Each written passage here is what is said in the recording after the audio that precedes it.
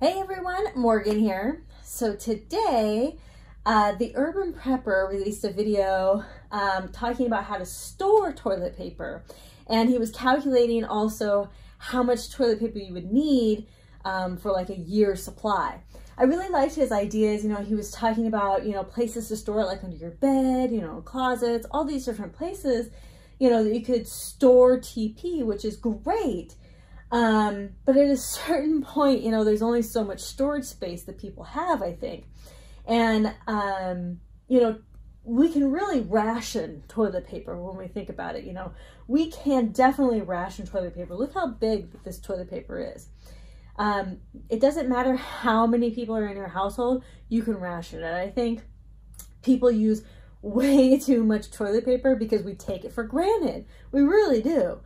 And so, I think that we could learn to use less and ration it a little bit. But despite that, what happens when you run out of TP? So when the TP runs out, what are you going to do? These are not pleasant, but it's things that we need to actually think about, especially for females. We have two places that need toilet paper, not just one like guys do. Okay, so first of all, the cloth. Just a cloth. What you could do is that you could put a little bit of water on the cloth before applying it wherever you want to apply it, just to make it nicer, not so rough, right? You could make your own, cloth squares, whatever you want. You go to the fabric store, get a few yards, cut it up, you could sew up the ends. I would highly suggest sewing up the ends simply because you don't want it to fray, because you will be washing these. So when you're done with these, I would probably use about once per. So I would get like a whole bunch of these and then just put them in a bucket somewhere and do it in an off-grid laundry sort of way. So just like you would wash cloth diapers, that's how you'd be washing your cloth toilet paper, okay? So yeah, you could put water on it. You don't have to. You could also use a spray bottle that has a little bit of water in it to get to those hard to reach places and kind of spray some water and then wipe with this. Kind of just depends on your preference. But this way you could actually see also how much water you're really using. You could also use the spray bottle instead of having like a big old bottle here. You could just use the spray bottle, spray it real quick, and then use it. And again, you're seeing how much water you're using on here because, again, we're using water, okay? So when we're using our water storage, remember our water is for drinking, cleaning, which could mean anything, hygiene, again, could mean this, and eating, cooking. So that's 4 things that we have to keep in mind. That's why I always say to store at least 2 gallons of water, because 1 gallon could be for drinking and then another gallon could be for that hygiene and cleaning and cooking, right? Or, whatever. It just kind of depends on where you live. But I always say store at least 2 gallons of water. This is exactly why you want to store more water, because you're using water to not only put on the towels to wipe yourself, but you're also using it for off-grid laundry. Just a little bit, but you're still using it for that off-grid laundry. You're still washing your clothes. If you have a child, the cloth diapers, the cloth toilet papers that you're now using.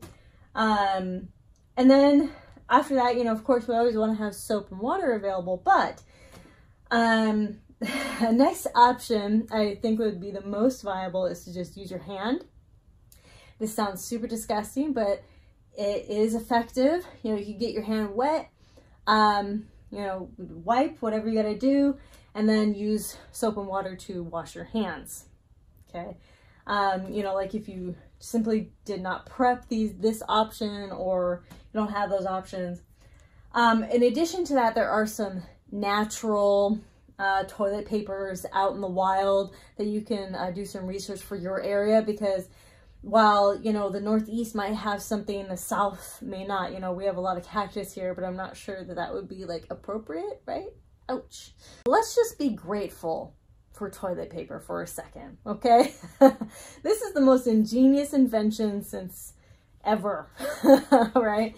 And let me just say that we actually buy our toilet paper from Costco in bulk. We get 30 rolls it's 425 sheets. It's 2-ply. And it's 30 rolls for $15 at Costco. And this lasts us at least 2-3 months. No joking. $15 for 2-3 months of toilet paper. That's awesome. And we do stock up on this. In conclusion, in this scenario, let's say it's all off grid. You might have one bucket for your number one bucket for your number two, and then another bucket for like your laundry. Or you could have just one separate bucket with all of the number one and number two buckets in your bathroom, to where just your cloth toilet paper will go. And then you will do a load separately, just this stuff, you know, and then just the cloth diapers, and then just your other laundry, that whatever you want to do. It's definitely a lot of cleaning still, and it's a lot of water usage, and, you know, soaps, still gotta have, definitely gotta have soaps around. You know, taking care of the bathroom issues is going to be really important now, so that you're not stuck on your last roll of toilet paper and being like, okay, what do I do now? Oh, time to tear up the shirt. Thank you all so much for watching Conquer Tomorrow by Preparing Today. Let me know your comments down below, and I'll see y'all tomorrow. Bye.